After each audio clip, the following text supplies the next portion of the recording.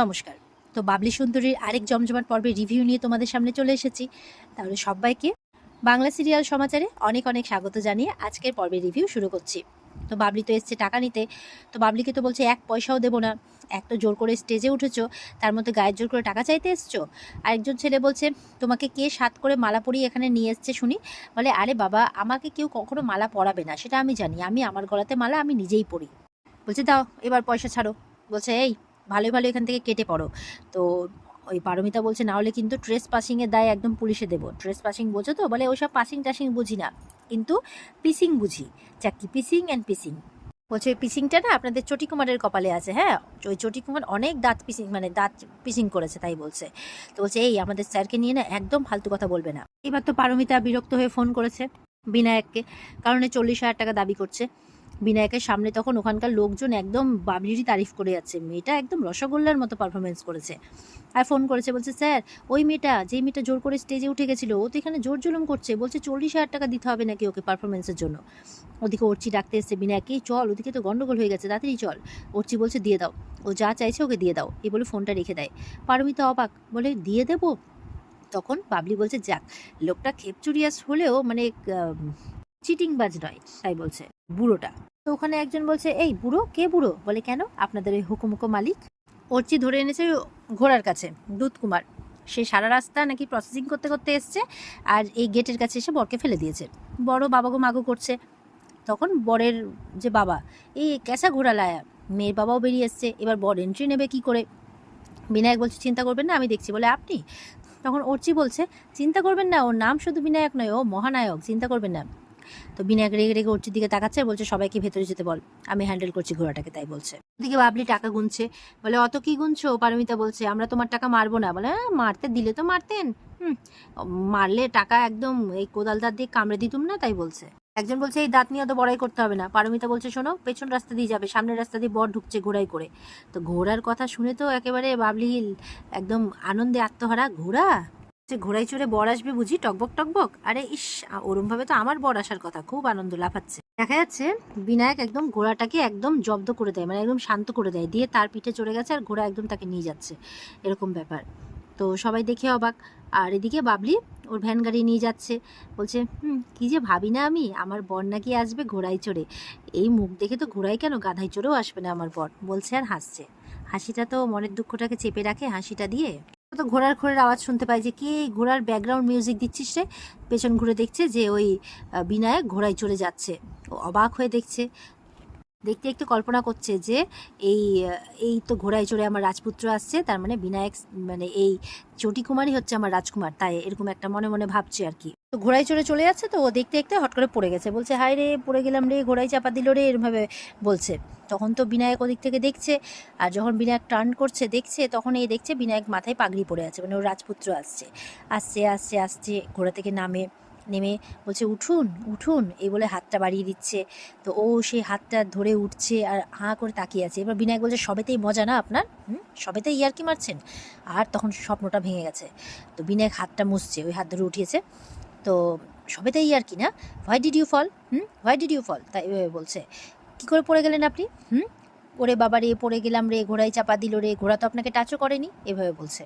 যে এই অজুহাতে লোক জড়ো করে আবার টাকা জোগাড় করার রাস্তা করছেন আপনি। হ্যাঁ, ঘোড়ায় চাপা দিল রে, আর এই পড়ে গেলাম রে, বাবা গো মারে, নাটক শুরু করেছেন আপনি, এভাবে বলছে। 40,000ও আপনার মন ভরেনি? ও হাঁ হয়ে তাকিয়ে থেকে গেছে।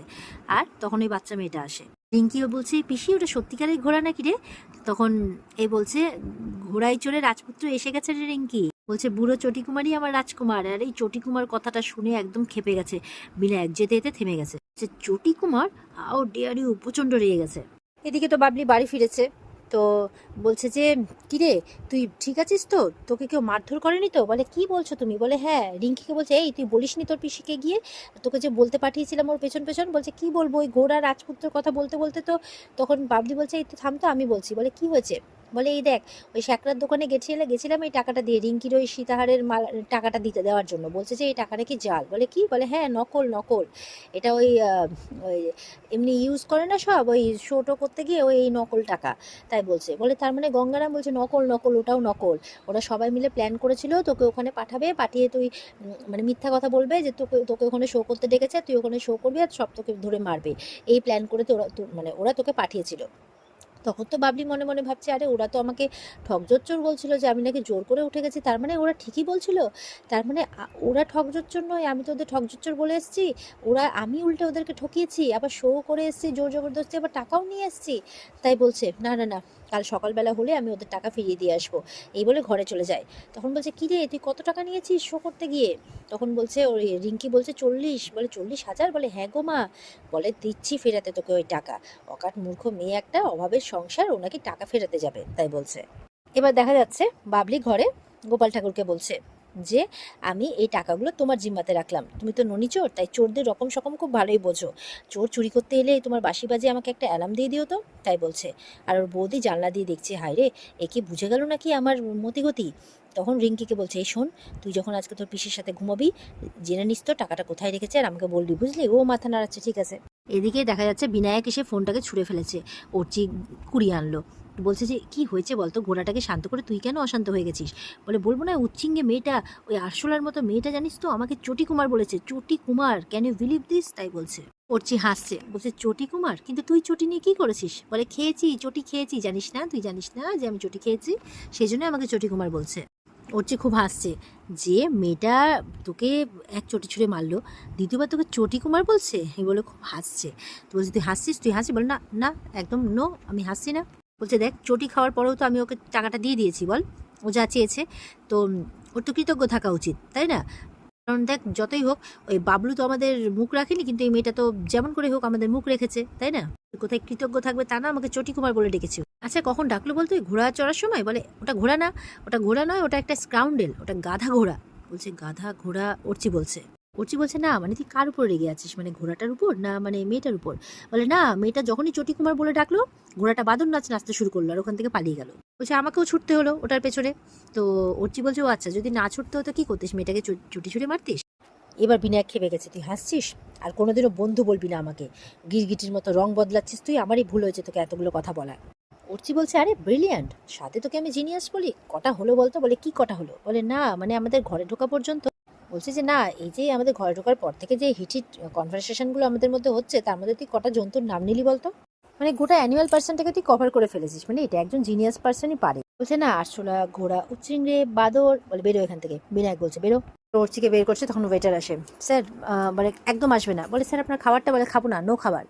তো অর্চি গিয়ে বলছে না মানে আজকে অনেক কিছুই খেয়েছে তো, ডিম চটি বলতে বলতে বলে না না তুমি যাও। অর্চিকে ধাক্কা দিয়ে বের করছে, তখন অর্চির মানে ফোন আসে। কে ফোন করেছে? মিমি। ফোনটাকে স্পিকারে দিতে বলছে। অর্চির মেয়ে খুব খুশি, কারণ ওর বাবাকে আজকে কেউ জুতো ছুঁড়ে মেরেছে। বলে জুতো নয় চটি। বলে তুই কি করে জানলি? অর্চি বলছে, মানে খারাপ লাগছে অর্চি লাউড স্পিকারটা বন্ধ করতে চাইলে অর্চি বিনায়ক বলছে থাক থাক স্পিকারেই থাক, বিনায়কের খারাপ লাগে। তো বলছে আরে ভিডিওটা তো ভাইরাল হয়ে গেছে, আমি তোমাকে সেন্ড করছি, দাঁড়াও। সত্যি মেয়েটার আর্ট আছে, মানতে হবে, মানে মেয়েটার মানতে হবে মেয়েটাকে, আমার তরফ থেকে মেয়েটাকে একটা থ্যাঙ্কস বলে দিও। আজকে ফার্স্ট টাইম কেউ ওনাকে মিস্টার চট্টরাজকে জুতো ছুঁড়ে মেরেছে। তো স্বাভাবিক বিনায়কের খারাপ লাগছে যে তার মেয়েটাতে নাকি এত খুশি হয়েছে। ওদিকে দেখা যাচ্ছে যে রিঙ্কি খালি এপাশ ওপাশ করছে, বাবলি ঘুমিয়ে পড়েছে। তো বাবলি ঘুমটা ভাঙে, কি রে তুই এত এপাশ ওপাশ করছিস কেন? বলে টাকাগুলো তুই বালিশের ওয়ার্ডের নিচে লুকিয়েছিস না রে। বলে তুই কি করে জানলি? বলছে তুই যখন ঘুরছিস তখন খচর মচর করে আওয়াজ হচ্ছে। বলে খুব বুদ্ধি হয়েছে তোর মাথায়, তোকে আমি অনেক দূর পড়াবো, দেখবি অনেক বড় হবি তুই, অনেক বড় বড় পরীক্ষা দিবি তুই, ফার্স্ট হবি, তাই বলছে। বলে আমি ঘুমিয়ে গেলে তুই টাকাটা অন্য কোথাও লুকিয়ে দিস রে পিসি। বলে কেন রে, টাকাটার উপরে কারো নজর পড়েছে? বলে হ্যাঁ, যাতে মা আমাকে মারলে পিটলে বকা দিলে আমি বলতে না পারি যে টাকাটা কোথায় আছে। বলছে যে আমি চাই যে তুই এই টাকাটা নিয়ে কালকে রাজবাড়িতে যাস আর রাজপুত্রের সাথে তোর আবার দেখা হোক। বলছে যে আরে বাবা তুই এই 1.5 ফুটের মেয়ে, তুই আমার ঘটকালি করবি?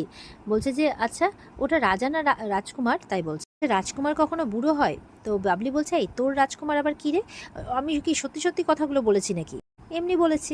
শোন আমার ভাগ্যে ছেঁড়া কাঁথা, বুঝলি, ছেঁড়া কাঁথায় শুয়ে কি রাজপুত্রের স্বপ্ন দেখা যায়? তাই বলে রিঙ্কিকে শুয়ে দেয়, তুই শো আর আমাকে ভাবতে দে যে কে বা কারা ওই রাজবাড়িতে শো করার জন্য, মানে শো করতে গিয়ে মার খাওয়ার জন্য আমাকে পাঠালো। বিনায়কের তো খারাপ লাগে, বলছে যে আমাকে নিয়ে সবাই হাসাহাসি করছে রে, ভিডিওটা দেখলো তো, আমার এখান থেকে বেরিয়ে যাওয়া উচিত। তখন উঠছি বলছে শোন শোন, কিছু কিছু জিনিস না জীবন থেকে ইগনোর করতে শেখ, এটাকে ইগনোর করতে শেখ। এখন তুই ওখান দিয়ে যদি বেরোস তাহলে মানে সবাই বুঝতে পারছি এত লোকের মধ্যে দিয়ে তোকে যেতে হবে, তার চেয়ে বরঞ্চ আমরা কাল সকালে যাই, ঠিক আছে, কোনো অসুবিধে নেই, আমি বলছি কাল সকালে আমরা চলে যাবো। এরপর মধুরা ছবির সামনে গিয়ে বলছে যে হেল্প মি মধুরা, তোমার কাছে যাওয়ার আগে যত ঝড়ঝাপটা আসবে সব যাতে আমি সয়ে নিতে পারি। তো এখানেই কিন্তু আজকের পর্ব শেষ হয়ে যায়। তো এই ছিল আজকের পর্বের রিভিউ। ভালো লাগলে কমেন্টে জানাবে, আর আমাদের সাথে জুড়ে থাকতে চ্যানেলকে সাবস্ক্রাইব অবশ্যই করবে। দেখা হচ্ছে তোমাদের সাথে আগামীকালকে। সবাই খুব ভালো থাকবে।